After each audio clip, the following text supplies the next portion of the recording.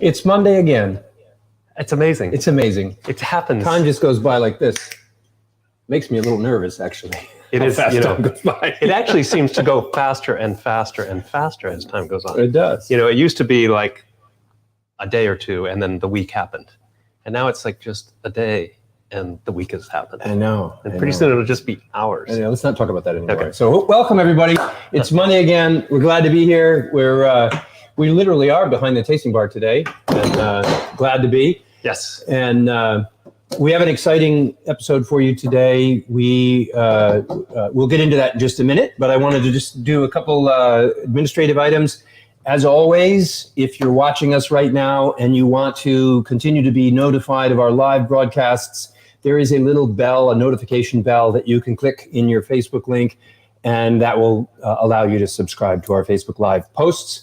And there is also a subscribe button at the bottom of the YouTube page if you're watching us from YouTube. So love it if you'd subscribe. Even if you don't, if you know people you think would enjoy our antics, if you will, and our wine knowledge, please. Our wine antics. And wine antics. Please share the feed with your friends and family and let them know that what's going on.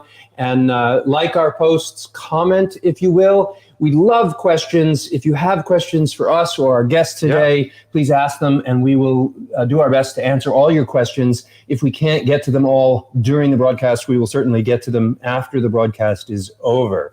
So I think I've covered all the basics, right? Well, you did, except that there are 4 bottles of wine in front of you. Well, we haven't got there yet. We're getting there. Just keeping it on track. Yes, there are 4 bottles. So today, if you were aware of, if you saw our promo for this day, you know what we're doing. We're going to be meeting Mike Appolo today. Yeah, Mike Appolo is the owner and winemaker and wine grower at Appolo Vineyards, which has been open in southern New Hampshire now for, I think, 7 years, maybe 8 years, somewhere around there. Great spot. And Mike's joining us in a moment, and we're going to get to ask Mike all about, we're going to drink some of his wine. Of course. Isn't that great? That's the best part about that. this. I do love that. To drink. Yes. You think I would be here?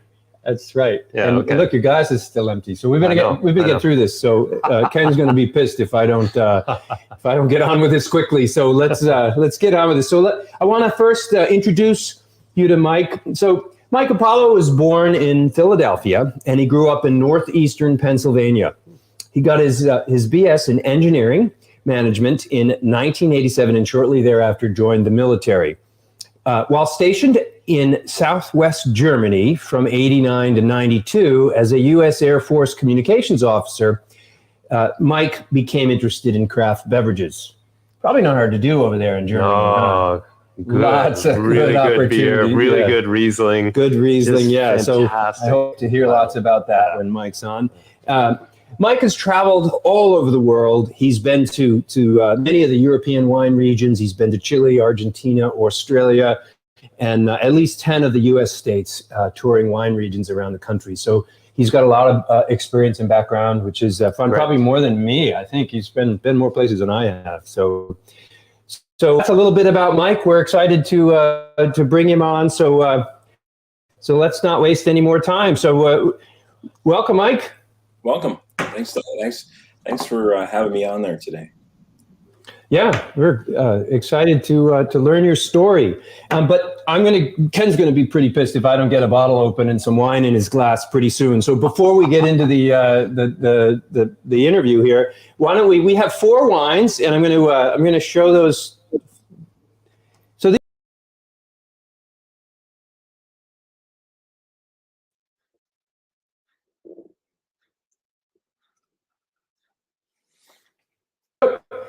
see, I got to stay on the screen here. Mike, Right. Why don't you tell us a little bit about those the wines that are in front of us here? So there are 4 different wines. 2 of them. So the first one's a Firefly, which is a sparkling Brianna. I think you should start opening that, Ken, because you need to. Okay. Thank you. You got the point. Excellent. That's the most difficult one to open, by the way. So this is sparkling Brianna. If you look at the background image, a lot of the vines in my vineyard, 23 rows, are actually Brianna. And that's a grape we grow without any pesticide spray on it or around it. So there's no weed killer. There's no sulfur, there's no copper, there's no name an exotic named pesticide. It's not in there. So it's a very, very pure expression of the grape, and we've done a little bit different. Bob will show some photos here in a little bit. The second one is a Sauvignon Blanc. My wife's favorite wine is Sauvignon Blanc, so I made her a Sauvignon Blanc. It's called Blue Eyes. It's named for our son, Chase. If you look closely, there's a little snowboarder in the eye because I taught him to snowboard when he was younger. He's now a chef out in Big Sky, Montana, so he loves the snowboarding. Wow, that's great. What a great place to be for snowboarding. Oh, yeah, it's fantastic. And next is Wild Eyes. So it's a pet nat, which is a naturally sparkling wine that I did very little to. So this is the same batch of juice that came from California. Most of it I made into the Blue Eyes. This is our best-selling wine in the state liquor store system, New Hampshire Liquor and Wine Outlets. But the Wild Eyes was kind of some extra juice that wouldn't fit into a 1,000-liter tank. And so we're going to go for that. And then the final one is called Red One. It's a blend of, it's kind of our sangria blend, a little bit of American grapes from our property, and then some other grapes that I purchased, some Marechal Foch that I purchased. Excellent. So, cheers. Cheers. Thank you. So you're going to tell us a little bit more before I sip this. You had said there's some special techniques that you've used in creating this. I believe this is the vintage? Yeah, it is the vintage. We picked on the 28th and 29th of August in 2020. So things were lousy all over 2020, except in the vineyard. It was a wonderful vintage. So that's what 1.8 tons of Brianna looks like before we crush it. And then when we crushed it, we added some dry ice to it to keep it from fermenting. So keep the oxygen from browning it. Yep. And we wanted to cold soak it overnight, and we put these on pallets. You see a pallet jack there in the background. We put them on pallets and we roll them into the winery and keep them cool overnight. And then we press them at about the 24-hour point. So it extracted all this great flavor from those skins without the wine turning brown or without any kind of influence of alcohol. Really did a nice job on this. I don't know what you guys taste. Oh, it's beautiful. Nice, very nice. Very, very nice. Very distinctive. Lots of character. When you press off to get the juice for this, are you is it a hard press? Are you taking a light press, mostly free run off? What's that sort of like? So we do a press with a hydro press, which is basically a water bladder that presses out against the sides, and we do about 3 bar. Which is a fairly sizable press, but that press is nice because it won't crack seeds.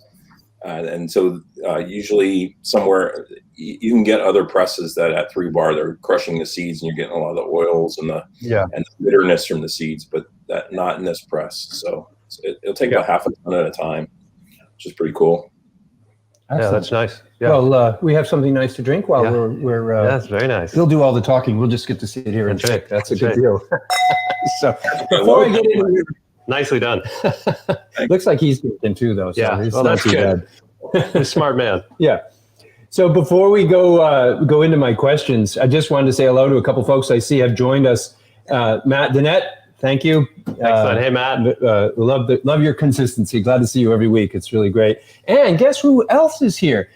Patty from Fortuna Sausage is here. Fantastic. And we, it's sad that you showed up today. We usually have Fortuna Sausage on our broadcast, but we are featuring Mike today, so we didn't have food here on our end. But we absolutely love Fortuna Sausage, and we share it with our guests every single week. So thank you for joining us. It's a pleasure to have you on our podcast or video cast. Priscilla's here. Gary's here. Excellent. Look at that, hey, guys. Chuck's here. Hey, right. Chuck. Sorry you couldn't be with us today. We got some nice wines to drink. Sorry, Chuck. We're not saving any for you. Yeah, it's gonna be gone. It'll be gone. So I'm doing a little something fun here with our little champagne glasses. See what the impact is like. That's great. Everybody who showed up today. Yeah, Jessica Garcia. So anyway, Excellent. Thank you all for coming. If you have questions of us or of Mike while we continue, please please ask them. We'd love to hear what you have to say. So Mike, I just want to start out by getting a little bit of your background, and I understand you grew up in Pennsylvania. So why don't you just start with the basics? Tell us a little bit about your childhood, your family, and the part of the world that you grew up in.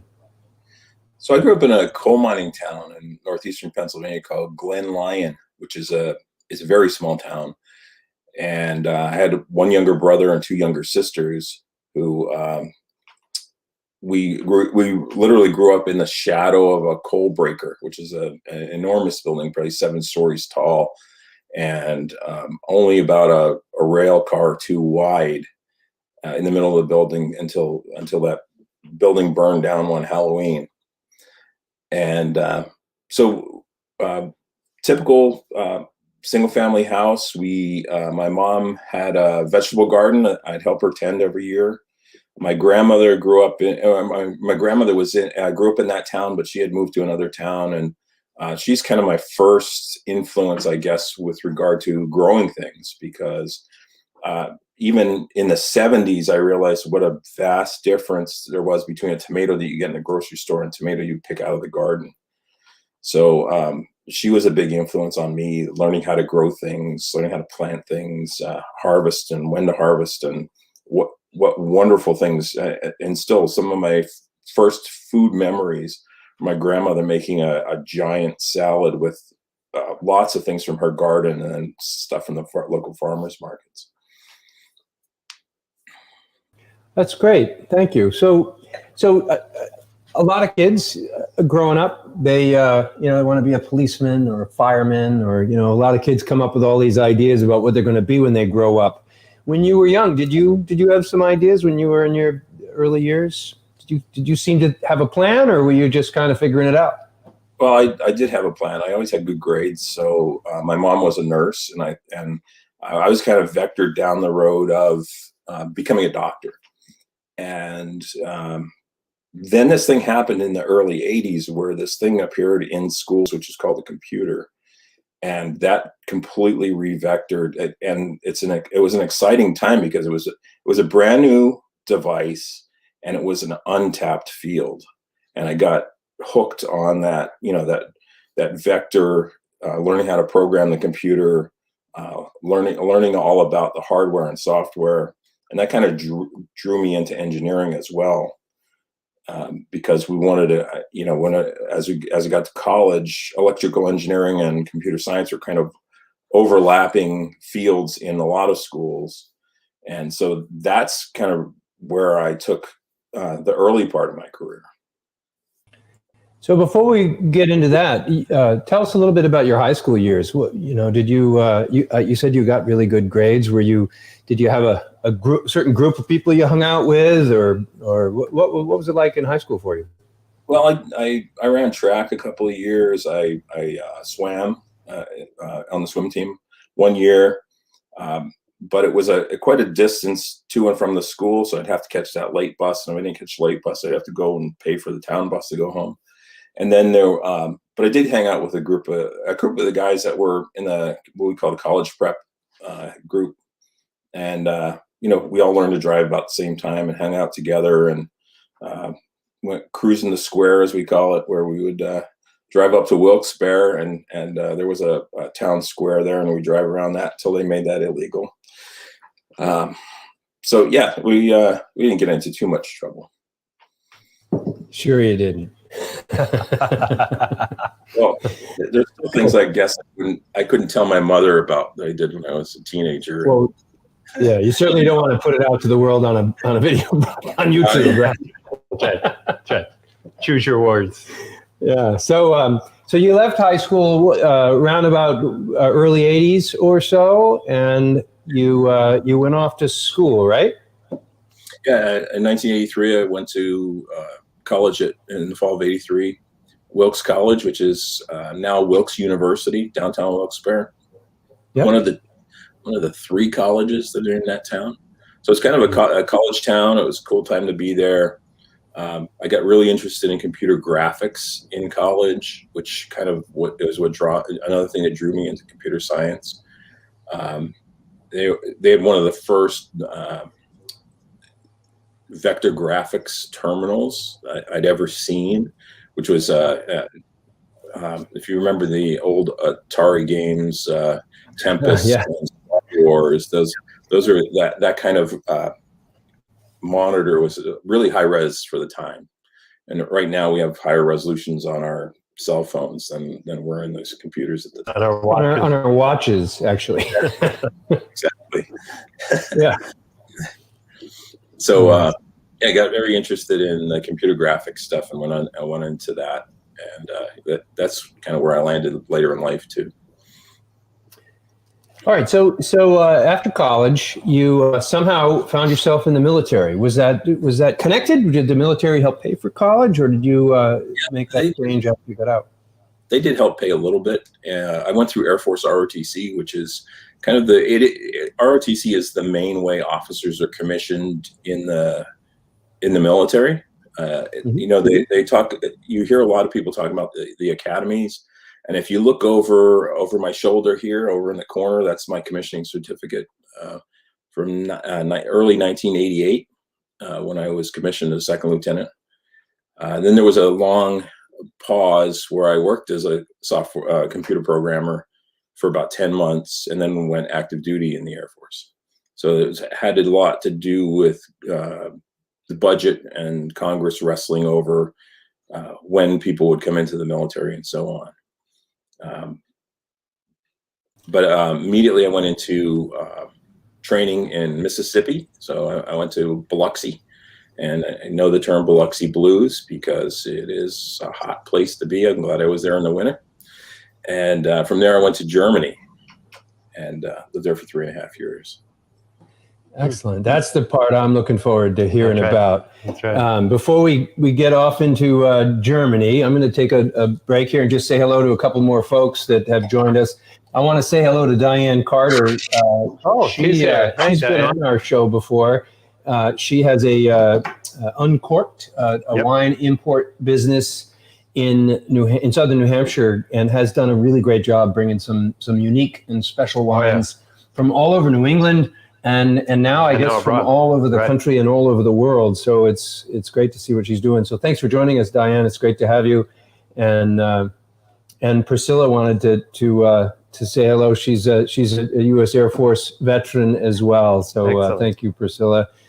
And maybe before we get back into things, we should open another wine. Let's see. Yeah. So but this was really nice. The sparkling wine that you shared with us is very nice. And actually, Ken and I did an experiment where we drank it in a more classic wine glass, and also in our little champagne flutes. Which did you prefer?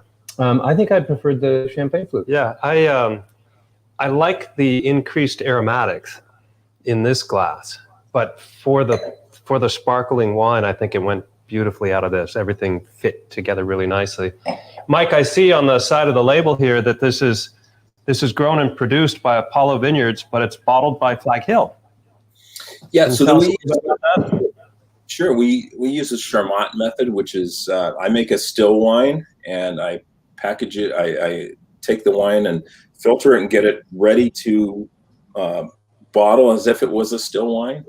And then we put it into an IBC tote in a truck, and we pump all the wine into there. We take it over to Flag Hill, and they add carbon dioxide to it. So they take it over a period of time and basically force carbonate it by adding more and more carbon dioxide till it gets this really nice level of bubbles.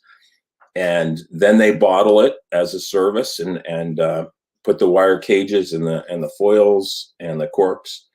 And it comes back to me without labels, and then I take it from there and label it and set it into the wine cellar. So it's very cool. You know, you guys know Brian. He was on here a couple weeks ago.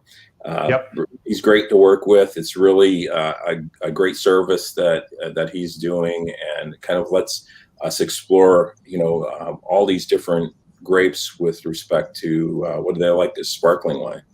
And that Firefly is my favorite wine I've ever produced. I really like it. There's a lot that I really like, but this one is just over the top. My wife likes it too.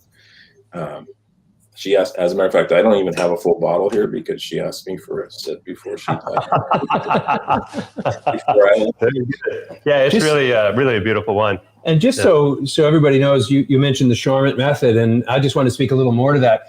Not too many years ago, we were researching what the best approach was to getting our wines sparkled and producing a similar type product.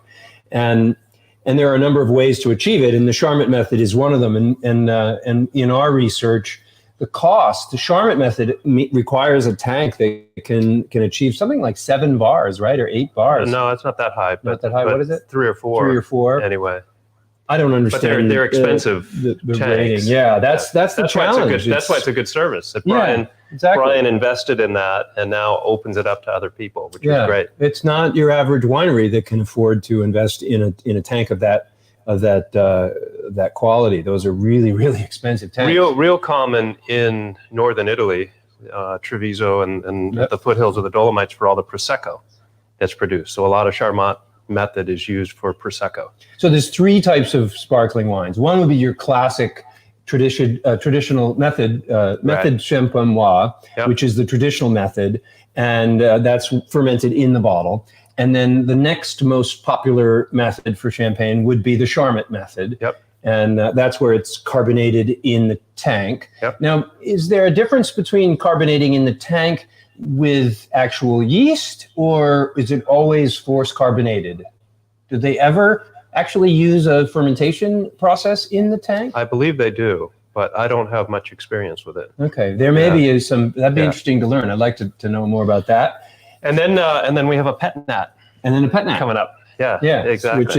Which is fermented in the bottle. That's not method champenois, but similar. Right. Instead of waiting until all the fermentation has taken place and then adding yeast and sugar and sealing it up, you capture some of the residual sugar that hasn't yet fermented with the yeast that's there. And Michael, I'm sure, will tell us more about that. But we should go to this one next. So let's move on to here. Let me show your others. So there's the next wine. This is the next one right here. Why don't you tell us about that? You have to bring him back up, I think. He may not have heard you. This one we purchased juice from California and had it shipped here. And this and the next wine are the same batch of Sauvignon Blanc. So we make this as a standard wine, inoculate it with yeast, and this is our best-selling wine in the New Hampshire wine and liquor outlets. It's kind of washing out on my screen, so I'm just gonna put my bottle down and let everybody see yours. So my wife really likes Sauvignon Blanc. Between us, we have 5 children, and the only blue-eyed child is Faith's son. And so we like to joke that he's the favorite child. And so Sauvignon Blanc is Faith's favorite wine. So I named the wine Blue Eyes. So this was just bottled on a week ago Sunday. So the pet nat and this wine, the same cuvee. So the same liquid juice is coming to you from California. Yes. Sauvignon Blanc grapes, 100% Sauvignon Blanc. Correct. And in the first case for Blue Eyes, it you inoculate it and you ferment it dry, and then you end up bottling it. Yeah. With the pet nat, you do something a little different, right? Correct. So the pet nat, so when originally I placed the order for the juice, I ordered 1,000 liters. Because of the mismatch between units, the order came through as 300 gallons, which is significantly more than. So 1,000 liters is 264 gallons. The order came through as 300 gallons. And you mentioned Jessica's on the call. She suggested that we just turn it into a pet nat. So we did that. We fermented it in a separate tank, and both juice showed up already starting to ferment. It was just starting to ferment on its own. The smaller tank that we just did the pet nat in, we just let it go. We let it use the natural yeast. We didn't inoculate it with anything. We just kind of let it do its thing. The The larger tank, we added the EC 118 yeast in order to ensure that it gets to the end of fermentation. So it depends on how much a gambler I feel at any given point, whether I let the natural yeast take over and do its thing or not. And so the wild eyes is the gamble. The blue eyes is such a required product that we can't gamble that it's going to come out sweet. So that's the big difference between the two. And the blue eyes is also filtered, and it's we have sulfites added. The pet nat definitely not, and you'll see the difference in the color of the wine. We decided we should do it side by side. What do you think? Deal. So we're going to open two. Yep. So there's likely to be some yeast in the top of the bottle because we did not disgorge. Yep. Well, that's the nature of pet nats, right? Well, some are disgorged, though. Are they? Yeah. Okay. And so the other thing we did with this is when we needed some space in the winery, so we moved it to the cellar, and it kind of cold crashed and did not start re-fermenting. So there's a little bit of residual sugar left in this. So it's a little bit, I don't know if your viewers can see it, but it's a little bit more cloudy than the Sauvignon Blanc because there's no filtration, but there's lots and lots of bubbles. Not as much as the Firefly, but it's got a different aromatic profile. Everything's different about it. Yeah. So just wild yeast, no sulfites at all. It's just kind of a big, fizzy, fuzzy, chewy wine. That's great. Big, fuzzy, chewy.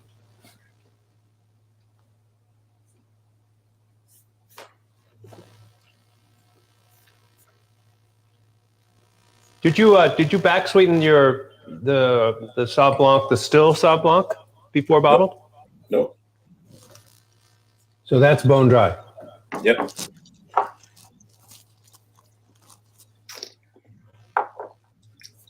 And the pet nat, we moved it to the cellar, and I think that cut off. The cellar got cold really quickly in the fall, and it stopped the fermentation. So there's a little bit of residual sugar there. Yeah, it's a little sweeter. Yeah. It's nice. It came out well. It's got some nice sparkle to it. The carbonation seems about right. Yeah, and the texture is really nice. Yeah. Really nice texture to it. Tiny bubbles, very soft. Tiny bubbles. Yep. Sorry.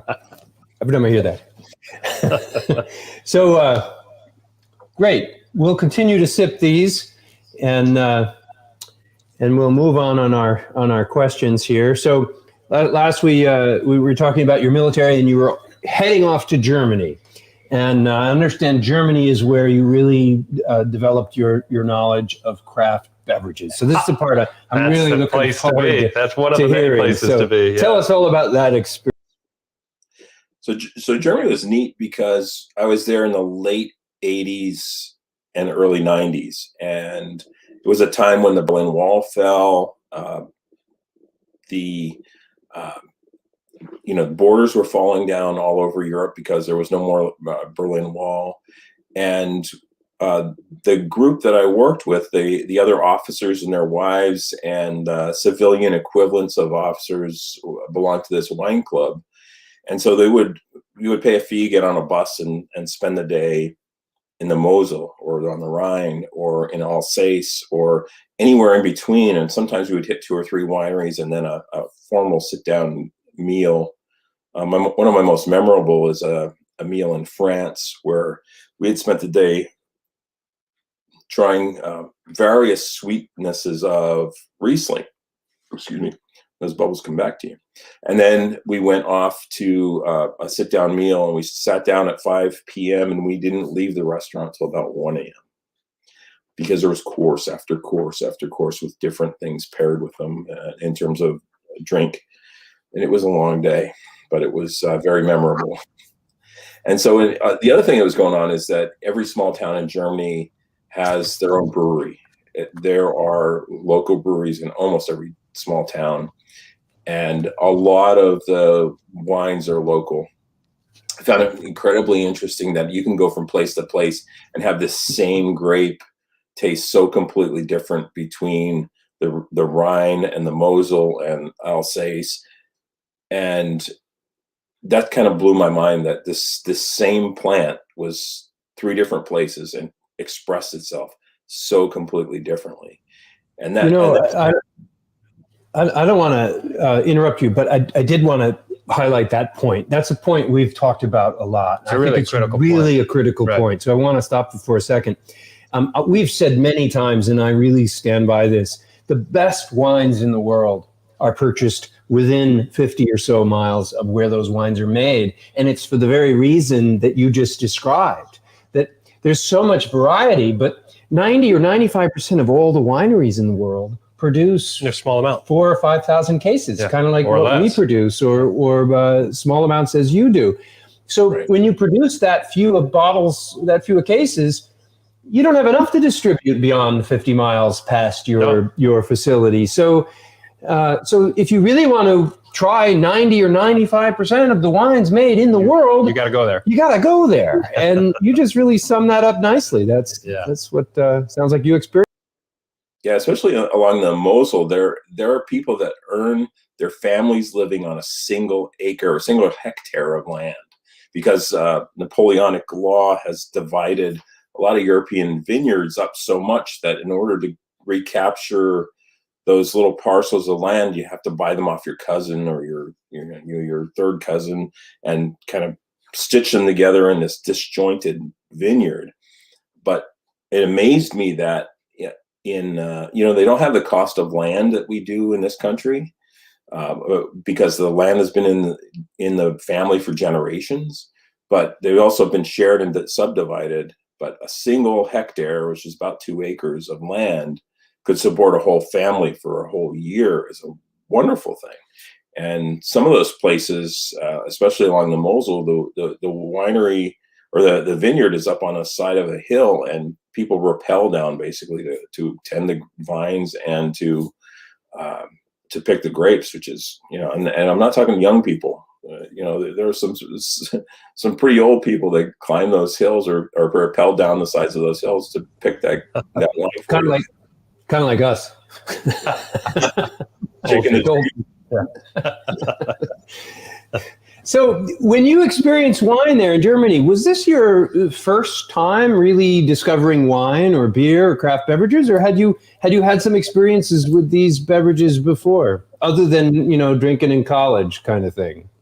Well, yeah, there was the college thing, but there was no such thing as craft beverage then. It was Budweiser and PBR and wines. There was Riuniti and these sweet, fruity wines that, I'd say fruity, but very sweet Riuniti Lambrusco, which is a pretty sweet wine. That was the only kind of background I had. Going back to my family, my grandmother often had a bottle of, say, Virginia Dare or Concord Manischewitz in the fridge, but it was there. What I know now, it was there for months at a time, and it was oxidized. It's terribly, terribly oxidized wine. So I didn't. Your palate got blown wide open going, landing in that area in Germany that's got, centuries behind it with such finesse and beautiful wines. It's just, it must have been mind blowing. And it really was. And I went through a phase where I had my nose broken when I was swimming and I mentioned on the swim team, somebody jumped in the pool and it landed on my nose, and my nose kind of looked like Owen Wilson's nose, if you know what I'm talking about, and for a long time. And then I had it fixed when I was a lieutenant in the Air Force in Germany. And all of a sudden, the way I describe it is like when Dorothy opens the door in Wizard of Oz, she steps from black and white into color. That's what happened to my sense of smell. Just kind of went bang. So combine that with that dynamic of all these wonderful smells and tastes that all of a sudden I can get that I've been missing for a better part of 10 years. And it was just kind of a great time to be there. I think another thing, I think that we've talked about this before as well, but you're really hitting the high notes on some of these topics. You know, in the US, in the 50s and 60s, you didn't drink Napa wine. If you were a serious wine enthusiast, you drank European wine. You drank German wines and French wines and Italian wines. Yeah.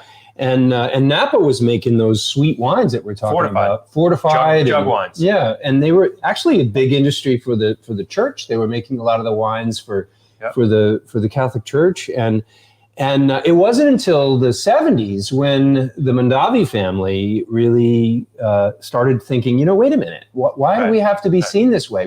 We have a great place to grow wonderful fruit. Yeah, they have tremendous weather compared to Bordeaux and much more reliable for growing Bordeaux varieties. But it took years. It took years for people in California and for the industry to come around. And it wasn't until 1976 with the Judgment of Paris where American or Napa wines for the first time got taken seriously on European soil. So you're only talking about early or mid 80s that you're describing your trip. So it's no wonder you didn't find very many American wines to meet your needs from a palate or from a craft beverage standpoint, because it really wasn't really European centric at that time. Yeah, Mike, I had a similar experience too. I went bicycling with a buddy of mine, summer of my freshman year in college. So it was 1979 or 1980, something like that. And went over into Belgium, into Alsace, France, into Germany. And I didn't drink any wine at all, but I drank a lot of beer. And I got really excited about the beer that was there. It was like, wow, this is what beer can taste like. It was just mind-blowing. And my first foray into fermentation was with beer in 1990. And it was so that I could drink something like I had in Germany, that I could craft something that was that unique and fulfilling and interesting. So same sort of path. That's what led me down the path of fermentation was discovering really good craft beverage in Europe. Yeah, and so the beers were so different than they were here. And I spent a little bit of time TDY as temporary duty in England, and the beers there were so much different. And, And then, after my 3.5 years in Germany, I went to Colorado, where the kind of one of the epicenters of all this craft brewing started. Yep. So when I finished, my 2 years in Colorado, I moved to Derry, New Hampshire, and started making beer. Right? I made beer and I made cider because I would go to the local. And that's a very similar path to what you guys did. Is like you kind of figure out what is your thing, right? So we went to local local places that were crushing their own apples and brought back 5 gallons at a time of their this apple, that apple, and see what was what.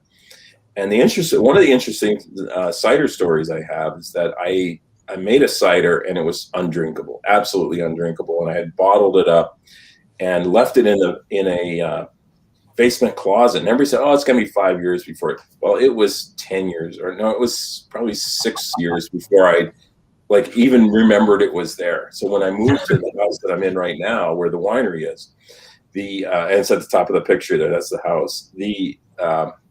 We were moving. It was a hot day. I stuck these ciders in a bucket of ice. We finished moving some stuff into the barn there, and cracked open these ciders, and they were wonderful all of a sudden. They just needed the time to mellow out. And so that was kind of like, oh, that was pretty neat, the way, time has to take its time. Well, you have to take its time to let it do its thing. And if you don't, every wine is different, right? You just can't say it's done and sell it. Yeah. Along those lines, Mike, what of your wines, we're drinking sort of the young, fresh category of wines. What wines do you have where you're looking for that 5-year return or the 10-year return where they start to reach their peak? What do you have some that you're working on like that? Yeah, so we have over a dozen barrels right now, and that really has tripled in the last year. of some serious red wines. And I call American oak a heavy hammer. If you swing a heavy hammer the wrong way, you can hurt yourself. And so the first couple batches of new oak, brand new oak and red wines, you can over oak a wine really quickly. So we took a couple of wines over last year and spent under 6 months in barrel, and then we bottled the wine. So we have one called Latin Spice, which is a Carmenere. We have another one it's a Cabernet Sauvignon, but it was done in barrels that I got from Flag Hill, the bourbon barrels from Flag Hill. Bourbon barrels for a different reason. That will it has almost like a charcoal taste to it that if you don't get it out of the barrel quick enough, you can actually make a wine that's just real heavy and undrinkable too. But the American oak, the first 2 times you use a barrel, it can over oak a wine really quickly. So you have to use a combination of old oak and new oak, and then blend them together. Or if you only use new oak, just spend a short amount of time in there. So the other wines I have now, we really haven't had. I have a couple of wines that were made in 2019, of the 2019 vintage, but everything else right now is 2020 because we've been selling through everything in our cellar almost every year to this point. So last year in the spring, made a lot of red wine, and now we're staging it through the oak. On a much more deliberate process because we'll get a better product, and I'm not ready to release those wines yet. They just need to take time, but the demand has been such that the red wines that I've been making, that people have just been gobbling them up, like just completely. People have been walking in and buying a case of this, a case of that, and that's not a bad problem to have. It is a bad problem to have because you really want it to be a better product, and you can probably relate. So I'm kind of split between you two guys. I have the business brain of Bob, and I have the winemaker brain of Ken. Like the winemaker wants to make it perfect before it goes out the door, and he wants to make the money, right? So you got to have to draw this balance between the two things always. Yeah, it's good that you have both those sides because it's just more or less you're the vintner, you're the grower, you're the marketer. So you got a lot of plates to fill.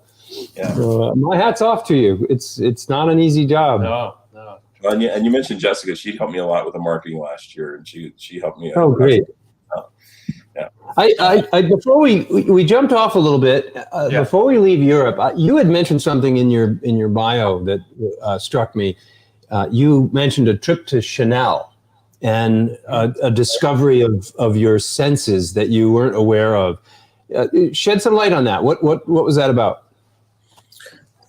So my mom made I think 2 trips to Germany while I was stationed there. And one of the trips, she wanted to go to Paris. So we came up with we found somebody that would do a tour, and we did all kinds of things in Paris where we would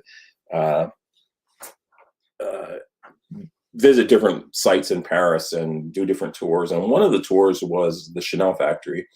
And one of the things they do with the customers at the Chanel factory is give them a test, right? And so the test is you smell these things, you write down what they are. And I'm just kind of paraphrasing because I don't remember exactly what the mechanics of the tests were. But at the end of the test, I was the only one in the room who got everything right, like the whole list of things right. And that was shortly after I had my nose repaired, which was kind of exciting to me. And subsequently, my daughter, my younger daughter, she's 25. I've expressed in her that she has this same nose. She has this great sense of smell. I think maybe even hers is better than mine. And what they told me at the Chanel factory is it's very rare in a man to have that, like that. Well, it's very rare for somebody to have that super smeller sense, but it's even twice or 5 times as rare for a woman to have that sense. So trying to express upon my daughter that it's a gift. You have to use this gift somehow. And that's kind of the way I felt about it since I found this out about myself, that it kind of, again, revectored kind of what I want to do into winemaking. So it lets you, as a winemaker, and Ken knows this, that like you can detect things early on in the process and not ever develop a problem because you let it go, right? And so there's a lot of sensory evaluation as a winemaker you make along the way, that if you let something stew, if you will, if you let it fail, it will fail. But you can adjust things along the way, where you, especially early on, during the early part of fermentation, or even the mid to end, there's yeast stress, and some of that stress is good because it brings out interesting things in the wine, but too much stress makes the wine bad. And I've tasted flawed wines from all over the world where somebody didn't know that they had this problem in their wine.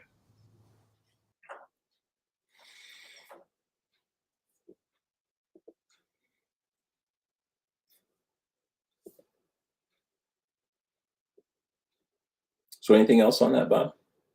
I'm sorry. I took myself off. You took yourself off and we were talking. And I was talking. You were just talking to me. No one I was else just talking to could hear Ken. Yeah, we were having a great you. conversation. So I said we do want to take a little deeper dive into Appolo Vineyards, but I know there was a big span of time from when you got out of the military and had some of the experiences you were just talking about, and when you actually started your winery.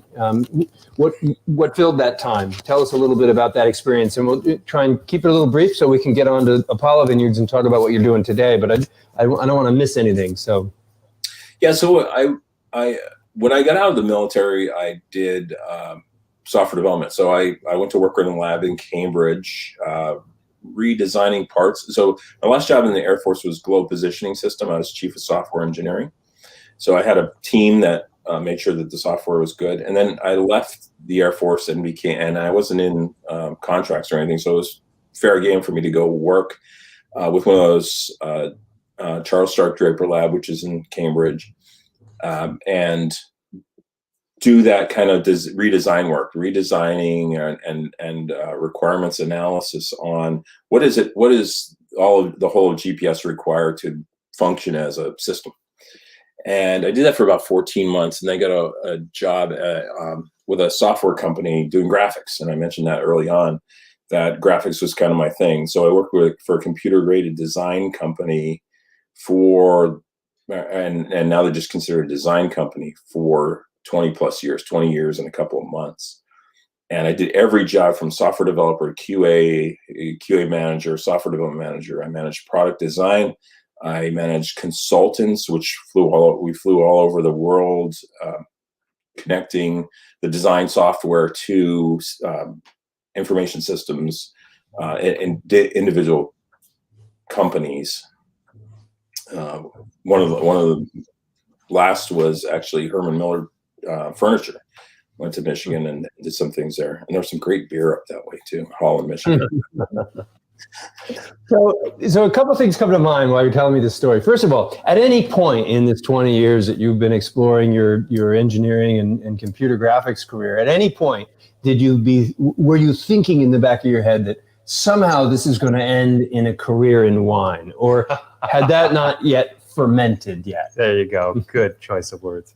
So it kind of did about 2006, which is kind of the halfway point of my career at that software company. I started planting the block, and if you look at the top of the screen, there's rows of vines there. That block was the block that I planted in 2006. So you were already, this was you're a home enthusiast. You're just making wine for yourself. You're getting into growing grapes. You're excited about that. So that's the hobby phase. Is that right? Right. And so I planted out that block in 2006, and every year there's a really narrow planting window in New Hampshire because spring is like you guys were doing earlier. Spring is that, right? Exactly. There's not even a mud season anymore. It's below freezing and it's 80 degrees, nothing in between. So you have a really narrow window, a few years, or a few weeks. And so what I did is I went around and planted different blocks, a couple hundred a year, and started growing the grapes. And by 2012, I had gotten all around to that south corner that I mentioned. That's about 3 of the 4 blocks that we had planted were planted at that point. And so we were able to start in 9 and 10, putting together small batches of wine just for our own use, not many grapes, and getting the equipment together to start doing that. And so by 12, what sort of varieties and how did you choose the cultivars that you were planting, Mike? So part of what I was doing is picking things that I thought could grow here organically. So Brianna was big on the list. We had Traminette, we pulled it out. We had Baco Noir, which has done really wonderfully here. Yeah, I like that grape. That's a good grape. All 3 versions of Frontenac, the Gris, the Blanc, and the black grape. Maréchal Foch is a good block of Maréchal Foch. And we had some Cayuga in there, which I've subsequently replanted with Petite Pearl and some of it with Frontenac, because we can grow those without spray, I hope. I'm not so sure on the Petite Pearl, but it's been pretty hardy so far. But Brianna was a big one. So you're completely self-taught. I mean, you spoke a little bit about learning from your grandmother when you were young, and clearly you understood the importance of farming and the like. But your career track doesn't suggest brewer, farmer. So you're software designing and doing different things, and that's different than planting a bunch of grapes and trying to grow them organically in New Hampshire with all the challenges of that. How did you learn how to do that? Yeah. So I did a lot of reading. So one of the fundamental books is called The Grape Grower by Lon Romba, and he talks about how you feed the soil and you don't need to spray the grapes. And we're finding that, and people around the world are finding that if you treat the soil well and don't overspray the grapes, the soil will actually come up with an immune system for the vines. And you have to have a pretty good match between soil and the vines. And that's why Brianna does so well on the site. And it doesn't taste like it does anywhere else in the world that I've had it. I've had it in the Midwest. I've had it in just recently in Illinois. I've had it in Minnesota. I've had Brianna that's grown in the western part of New Hampshire, and it doesn't taste anything like it does here. I've had it taste it from Vermont. Doesn't taste anything like here. So reading a lot of books. For a while there, I thought I might want to be an astronaut, and they said that the reason they take engineers to be astronauts is not because they know everything; it's because they can learn things fast. And so I think that one of the things I got out of 2 things I got out of engineering is I can learn things fast, and if I don't understand it, I could figure out the resources to figure out how to problem solve to solve the problem. Well, so hats off to you, because I think you've taken on a lot, and that is a lot, and it's pretty amazing what you've come up with as a result. So again, it's sort of similar to what we did. We ripped up your backyard and planted a bunch of different types of grapes. You were going to be a farmer. Yeah, sure I was. Farmer Bob. How'd that work out? It was all organic. It was wild. It produced some good grapes. Well, thank goodness we have some great farmers out there, because if you had to rely on me, we would have been in deep trouble. So I want to get into Appolo, but one last question before we dig into what talking about your actual vineyard and letting people know about what you're doing now. You've heard the phrase, how do you make a small fortune in the wine business? Start with a large one.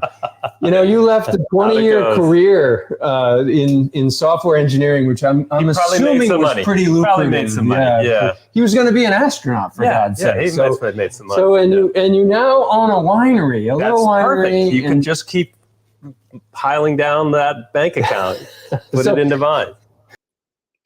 Don't remind me. But so so it was a pretty lucrative career in software development.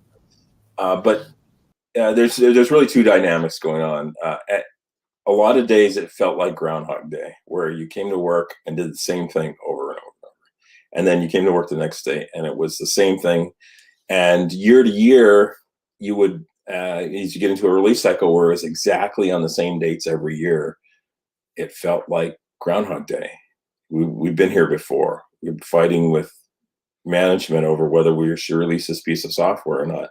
And it really does a number on you. So you have to kind of make the hard decision about what kind of stress do you want in your life. And so I've never been unsure of myself.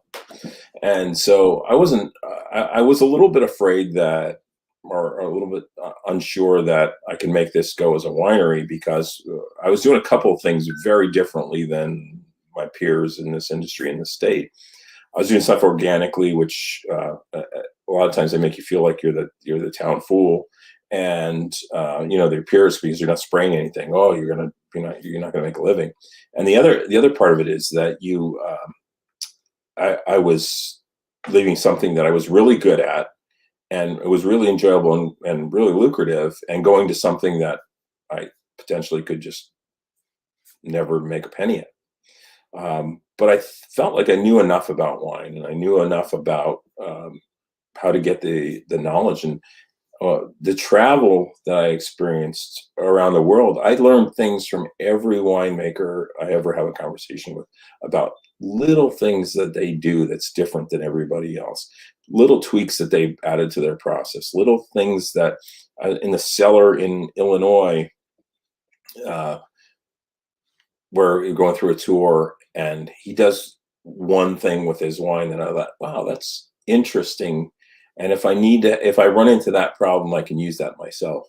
And I've learned that in Chile, and I've learned that in Argentina, and I've learned that in Australia and places in Germany, and all over the place. So it's, I don't know that I answered your question, but I could have gone back to it, right? I could have gone back to software development. I could have picked another genre of software and just gone and decided, I'm just going to go do that for a while. There's not a lot of startup costs to make software. You need a computer. I got a computer. And you need, marketers. And I've always been kind of a product guy. So the product end is good. And that's why Jessica's help was really great last year, because she could kind of was that other voice in my head about, well, you should be doing this, and you should be doing this, and this should be your market. And things that I like second guess myself on, she was like, no, you need to do that. So I usually wait till later in the interview, although we are getting close to the hour. But have you finally figured out what you want to be when you grow up? Oh, I just want to be this. Yes, I want to be this. You have. You figured it out. You figured it out. Wow, that's awesome. Yeah. Now just don't grow up too fast. That's all. Yeah. Well, the other dynamic that's going on is in software development, there were all these battles and people were miserable all the time, like always arguing, and there's a lot of tension. The only tension here is financial as you moved into the winemaking, but the people that come to visit are happy. They're happy when they leave. You give them something that they like, and they buy it and take it home with them, and then they tell their friends about it, and then they bring their friends the next time.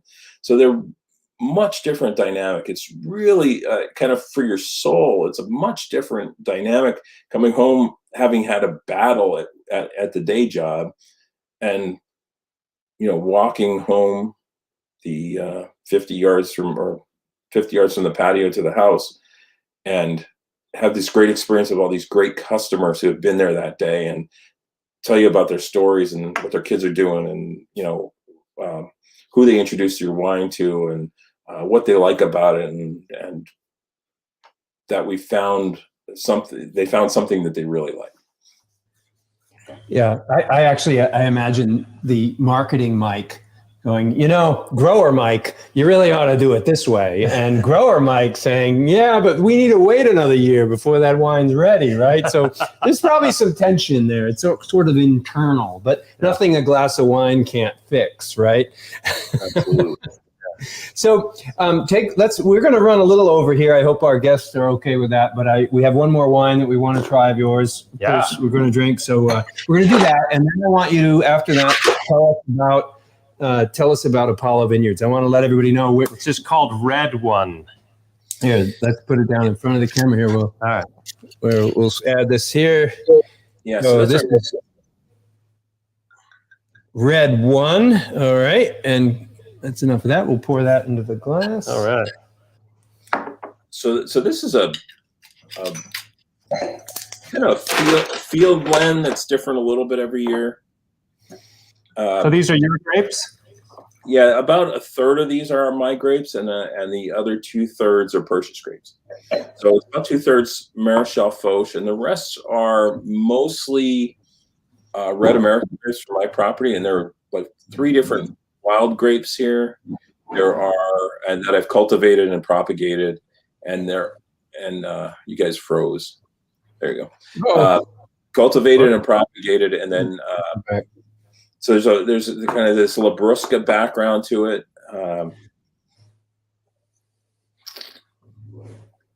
But this and just a little bit of sweetness, about a 2%. Yeah. Get cherry. Yeah. So that is the Maréchal Foch, but then the strawberry, these wonderful things that come from the wild grapes. And so the name for this one came from, and Diane's asking this, where did the name came from? So when I was first making these wines, I was playing around with this idea of this American grape wine, which it could be really overpoweringly Labrusca, and mixing in the French American hybrids.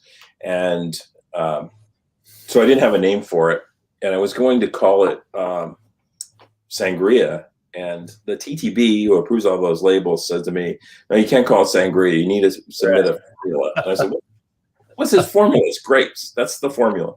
"Oh no, you need to submit a formula and get it approved to call it Sangria." "Why? It's just grapes." And so they back and forth on that a little bit. So on the computer screen, I typed "redone." I designed these labels on the screen. I typed "redone," and then just put a space in the middle.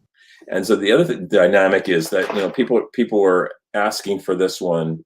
I don't know if you can see that or not, but the Red One that's a better shot of it.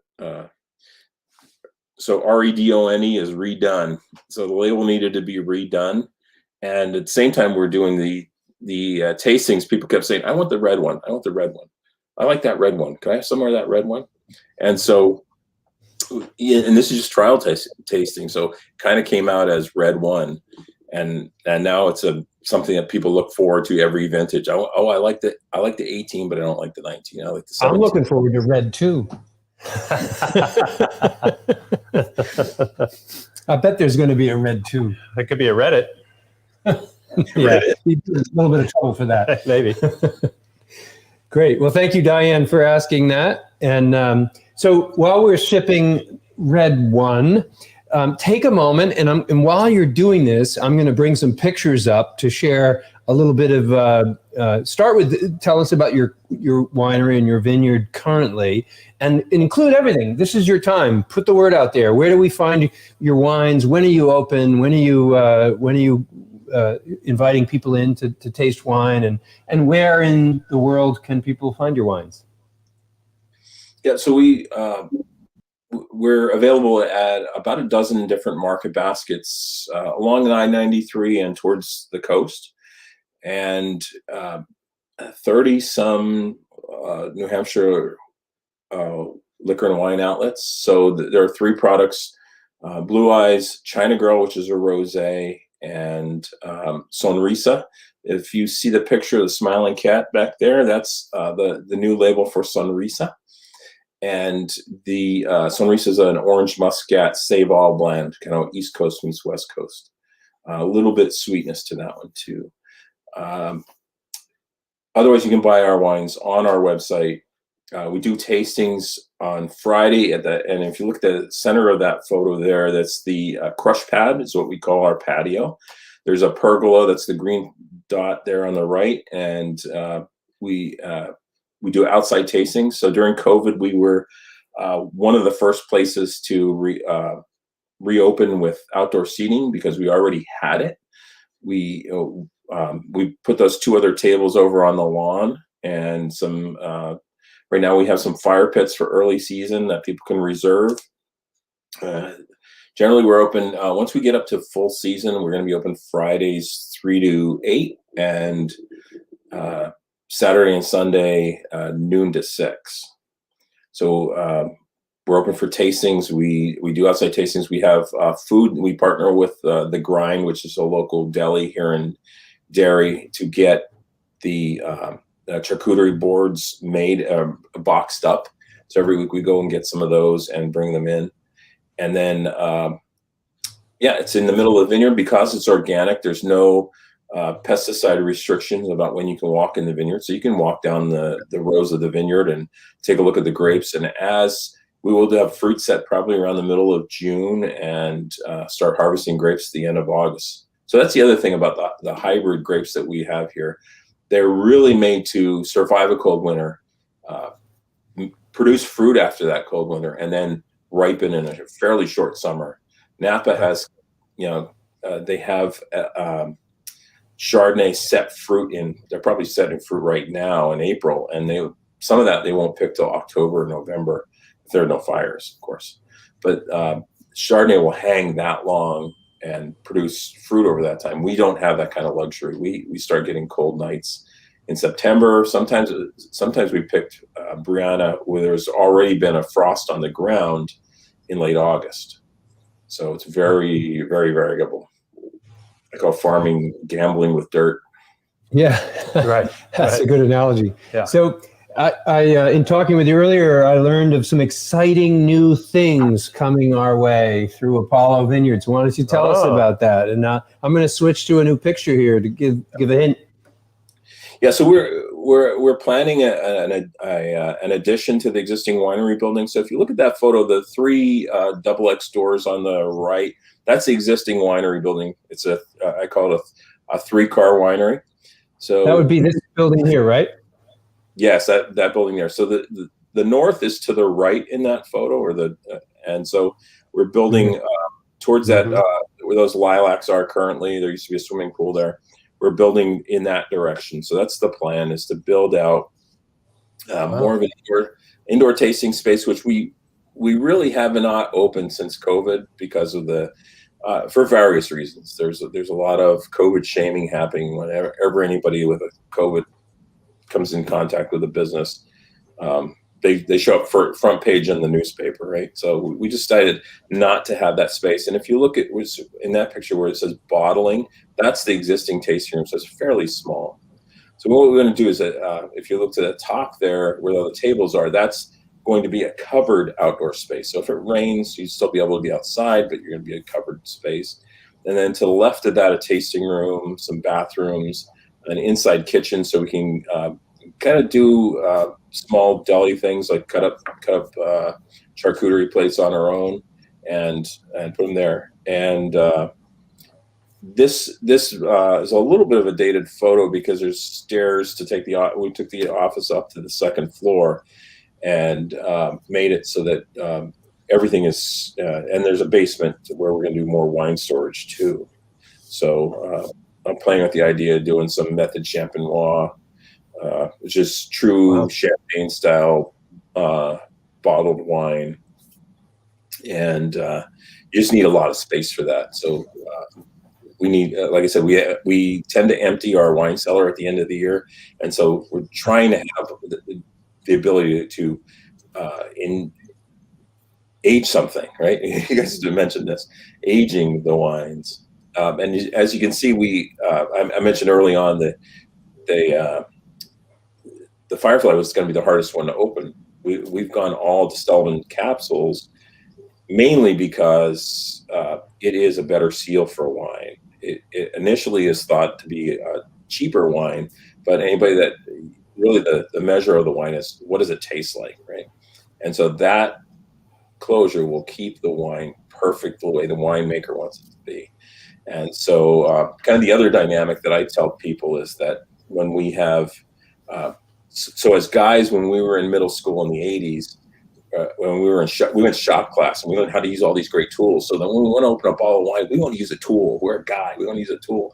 But the women went to home ec, right? And they're like the practical side of home economics. It's like the practical side of, and since then it's kind of, everybody does everything where they don't do those two things.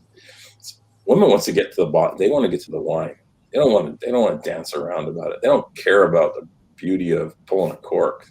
They want to go. It looks like your marketing team is hard at work covering the bases here too. They want to make sure you don't miss some of the other exciting things that's going on at the winery. It's a big job. He's got to be the winemaker. He's the grower. He's the marketer. Far be it you forget even any details during this short interview. Yes, we have a couple of rosé sparkling wines. We have a brand new Pinot Noir sparkling wine. I drove to Long Island and brought back 1.6 tons of Pinot Noir. Had a problem with the trailer where a wheel locked up, so it sat for a long time. Wanted to make a rosé, got it back and went, okay, I'm making a red wine out of it. So I made a red sparkling. And it's beautiful wine. And a couple of a lot of dry reds. I released them about one or two at a time. And then a fortified wine called Jammin' 2. So we had a wine over the summer called Jammin'. It's a Shiraz Viognier blend. And I took some of that and fortified it and a little bit of different treatment to it. So it's the sweetest and the highest alcohol wine I make right now. It's very popular, called Jammin' 2. So Jammin' was the summer red, and then Jammin' 2 TOO is the new one. Good. That's great. So Excellent. we're out of time. We've gone a little over, but that's okay. We had a good story to tell, so I'm always fine with that. Oh, yeah. Plus, we kept to keep drinking. Yeah, that's good. It's good. Yeah. So before we wrap up, is there anything else that you'd like to tell the world about you, about your vineyard, about your experience that you want to leave us with? Just come to visit us. You'll see that we're a very different sort of winery. I think a lot of people that see wineries kind of from the Mississippi River east see a lot of sweet wines, and we don't do a lot of that. I want food-friendly wine, so we have a lot of pairing suggestions with regard to which wines go with which kinds of foods.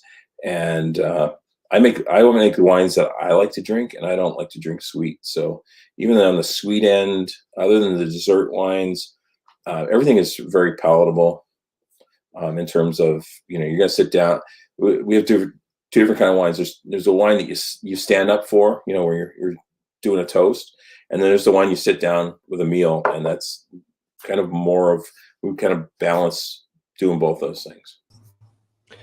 That's great. Well, thank you so much for taking the time this afternoon to be with us and to share a little bit about your story. We've really enjoyed your wines. Thank you for sharing them with us. I hope our audience out there gets an opportunity to come visit you.